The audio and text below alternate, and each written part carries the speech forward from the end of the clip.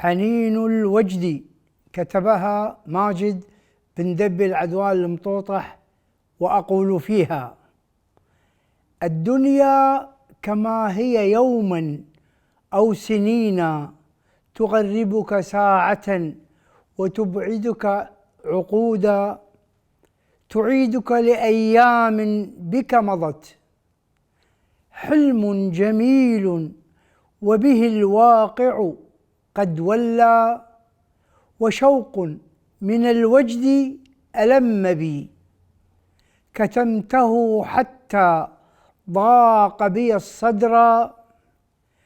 وحنين إليك يا مهجة لفؤادي، ولوعة أرساها بعد الفراق.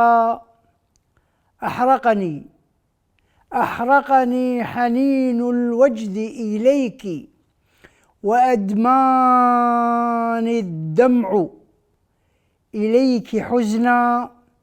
وذكرت ما ذكرت من لحظات، أبتسم حينا وأحزن أحيانا.